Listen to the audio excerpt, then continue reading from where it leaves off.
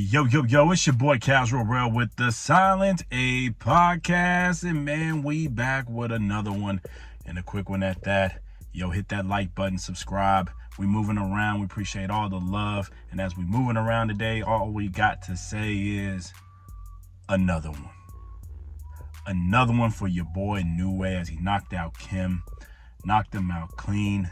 Overpowered him. Another one. Another knockout in the 122-pound division. You know, my man is still undisputed and looking good. What else can we say? Inoue is one of them dogs. He's a top, pound for pound. I rank him around 3, 4 in the list. And no disrespect to him. I'm just saying he's 3 and 4 on the list behind, like Terrence Crawford and Usyk, of course. But he's one of them ones, man. He keeps showing why he is a talent. A one in a lifetime talent that we're seeing come out of Japan for right now. One of the best Japan fighters we've seen.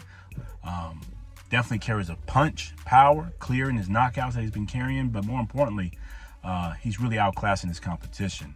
But while we're having this video today, one thing we wanted to get to, and we've seen a lot of talk, a lot of chatter, Inoue and Gervonta the Tank Davis. Should they get it on? All paths, all roads are starting to lead to Gervonta Davis. We've been hearing a lot of people talk about it. A lot of people speculating about it. Other podcasts talking about it, that him and Gervonta Tank Davis pretty much at this point need each other in this lighter weight, the lighter weight divisions, mainly because the competition isn't there. Now, for Tank,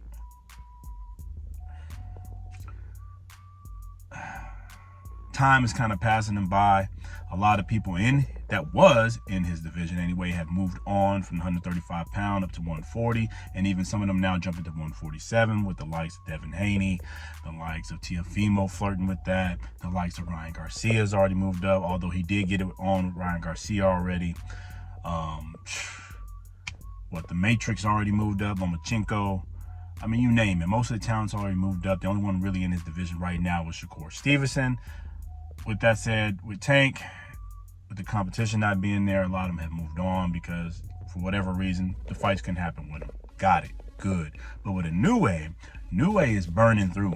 He is burning through the competition. He's taking on all names, all challenges, and really the pool for his area and for his weight classes is just not there. There's no competition for him. So yes, I can see how people are flirting with the idea of him moving on up to fight on the Gervonta Tank Davis. But we're going to say it right now. I'm going to say it clear. You heard it here first. Y'all need to stop. Y'all going to get that man hurt. Y'all going to get Inoue hurt. Yes, I said he's a pound for pound. But that's weight classes for a reason. And this is not the same as Terrence Crawford moving up to take on Canelo Alvarez. Both are pound for pound themselves, both on the list, both very high. And obviously, we rank Terrence Crawford very high, number 2, only behind Usyk at this point, who is jumping up, 14, 15 pounds to go take on the likes of Canelo Alvarez. That's a little different. These guys are a little bit bigger. Terrence Crawford has definitely a solid boxing pedigree. Their styles may align a little bit better, but when you're talking about the power of Gervonta Tank Davis at this lightweight division, and that's why I'm going to focus on that word, that lightweight division. Them pounds, every pound down there really does mean something. Like in heavyweight, you can fight a guy, 20, 30, 40, 50 pounds difference. Look at Deontay the Bronze Bomber Wilder, even though he hasn't been successful the last few times.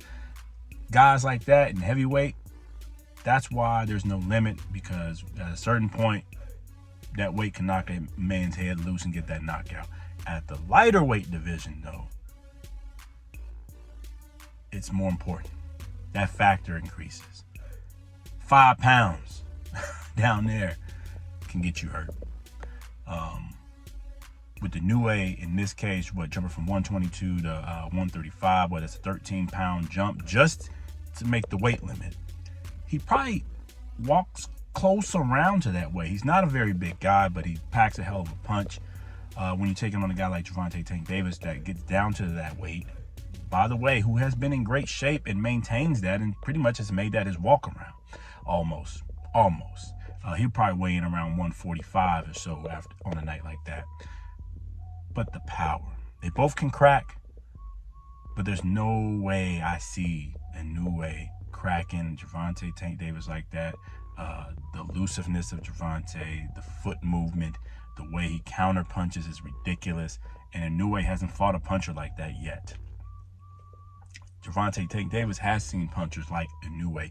Even if they're not as great at delivering the punches like him, he's definitely felt way harder shots than that. He's used to that weight. He's been feeling that. He's been fighting there forever. Inoue to move up, man, that's tragic. It's kind of what, who's my man that did it? My Cuban brother that moved up to fight Lomachenko and got just outclassed, man, outclassed. But anyways, moving up 2 weight classes in those divisions, highly don't recommend it unless you're one of them great. So in this case, yes, Inoue is one of those guys that probably can do that if, in this case, he was fighting somebody not as dangerous as Gervonta Tank Davis. I'm not saying they're going to get it. He would go straight into that. I'm pretty sure he would jump up to 130, get a little test, and then go to the Gervonta Tank Davis fight. But with that said here, y'all need to stop it. You're going to get the man hurt. I don't see him beating Tank.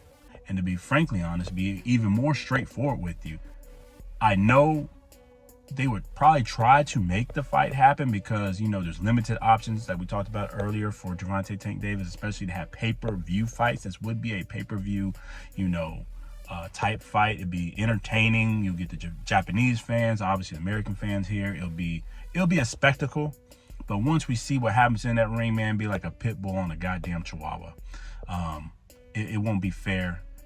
It'll be entertaining while it lasts, maybe 3-4 rounds or so, as Gervonta Davis probably show him some respect and figure him out. But once he figure him out, he's gonna do what he does best, man, and knock his head clean off his shoulders. You saw what happened to anybody that moves up to fight Tank. He will clear him out. It'll be nasty, and honestly, he won't get any respect for the fight.